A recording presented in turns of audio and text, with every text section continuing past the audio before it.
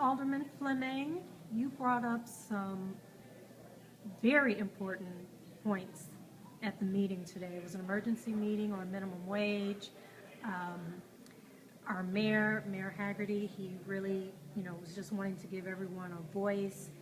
But when it came to you speaking, I mean, you brought up equity, something that people, we say that we're diverse and that we're about inclusion, but at the end of the day, when we look at the numbers, what's actually taking place, it's a whole nother picture.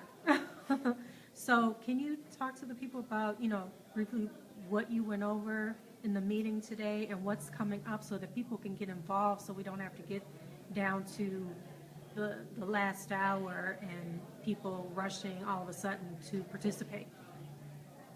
Yeah, so what I wanted to focus on is I was confident that we were going to adopt the county ordinance to start increasing our minimum wage ultimately to $13, but right now to $10. But I wanted to move us past that because I think that people, voters can get very focused on one small victory, but if we don't keep it in the context of a larger issue, then we miss an opportunity. So what I talked about was just our unemployment rate that is high for our African American community, about 14% compared to our white community that's about 5%.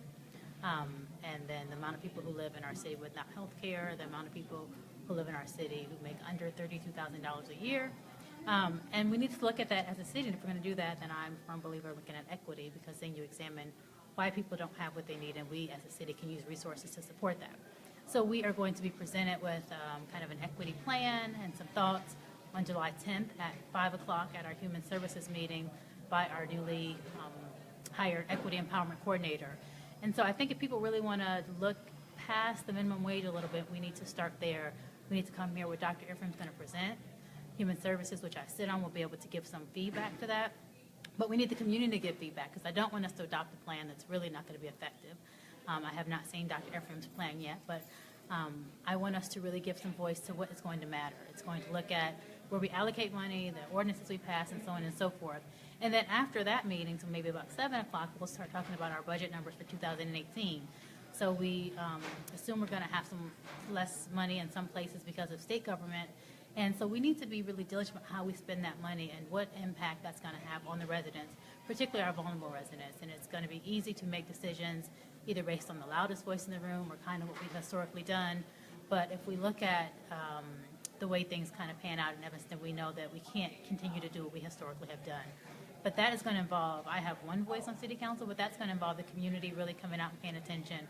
I love community participation and activism, but sometimes I think we get very excited by one small victory, and in the long term, we have to stay fast, stay strong, and look at the big picture of Evanston. So it's going to force us to have some real big conversations. Some people are going to feel like they're giving up some things, but if we really have this vision that everybody's important, that Evanston can do it, then we start on July 10th, so please attend.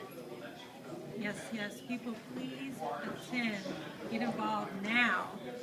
Don't wait till decisions have been made, and then I love that you pointed that out. Like, don't wait until after the budget has been. Right. Yeah. It's harder to change the budget once it's made. Right. Okay. Yeah. Well, thank you. Thank you so much, Alderman Fleming, and looking forward to the upcoming meetings and seeing what we can do. Thank you. Okay. Thank you.